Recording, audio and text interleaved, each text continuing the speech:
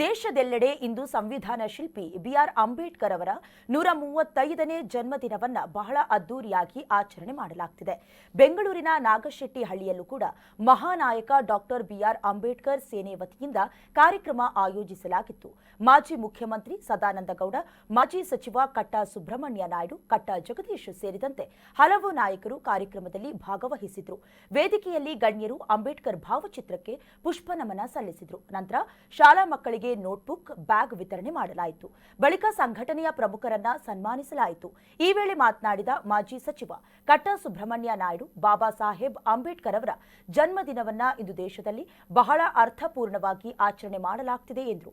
ಇನ್ನು ಸಂಘ ಪ್ರಮುಖರಾದ ಕೋದಂಡರಾಮು ಮಾತನಾಡಿ, ನಮ್ಮ ಸಂಘಟನೆ ವತಿಯಿಂದ ನಾಗಶೆಟ್ಟಿಹಳ್ಳಿಯಲ್ಲಿ ಬಹಳ ವರ್ಷಗಳಿಂದ ಬಹಳ ಅದ್ದೂರಿಯಾಗಿ ಆಚರಣೆ ಮಾಡಿಕೊಂಡು ಬರ್ತಿದ್ದೀವಿ ಅಂತ ಹೇಳಿದರು.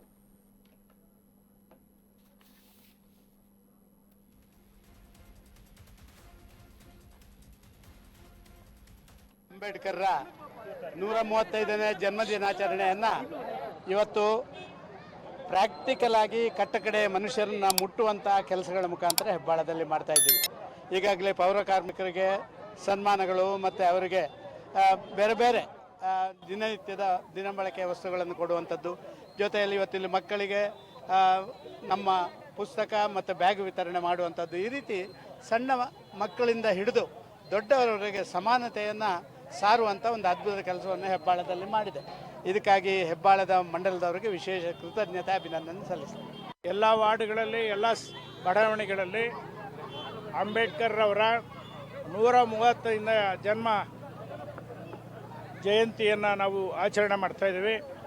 ಎಲ್ಲರೂ ಸಮಾಜದ ಮುಖಿಯಾಗಿ ಕೆಲಸ ಮಾಡೋಂಥ ಪ್ರಮುಖರೆಲ್ಲ ಕೂಡ ಭಾಗಿಯಾಗಿದ್ದಾರೆ. ಮಾನ್ಯ ಸದಾನಂದ ಗೌಡರು, ನಮ್ಮೆಲ್ಲ ಮಹಾನಗರ ಪಾಲಿಕೆ ಸದಸ್ಯರು, ಎಲ್ಲ ಪದಾಧಿಕಾರಿಗಳು, ಮುಖಂಡರು ಎಲ್ಲ ಸೇರಿ ಈ ಕಾರ್ಯಕ್ರಮವನ್ನು ನಾವು ಆಯೋಜನೆ ಮಾಡಿದ್ದೀವಿ. ಎಲ್ಲರಿಗೂ, ದೇಶದ ಜನರಿಗೆ, ರಾಜ್ಯದ ಜನರಿಗೆ ಎಲ್ಲರೂ ಕೂಡ ನಾನು ಶುಭಾಶಯಗಳನ್ನು ಕೋರ್ತೀನಿ. ಈ ಒಂದು ಡಾಕ್ಟರ್ ಮಹಾನಾಯಕ ಸಂಘಟನೆ ವತಿಯಿಂದ ಪ್ರತಿ ವರ್ಷದಂತೆ ಈ ವರ್ಷ ಕೂಡ ಅದ್ದೂರಿಯಾಗಿ ಆಚರಿಸ್ತಾ ಇದ್ದಾರೆ.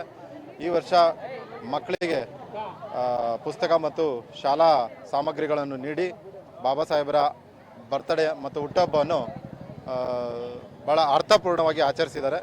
ಹಾಗಾಗಿ ಈ ಸಂಘಟಕರಿಗೆ ಮತ್ತು ಎಲ್ಲರಿಗೂ ಭೀಮ ವಂದನೆಗಳನ್ನ ಸಲ್ಲಿಸ್ತೀನಿ.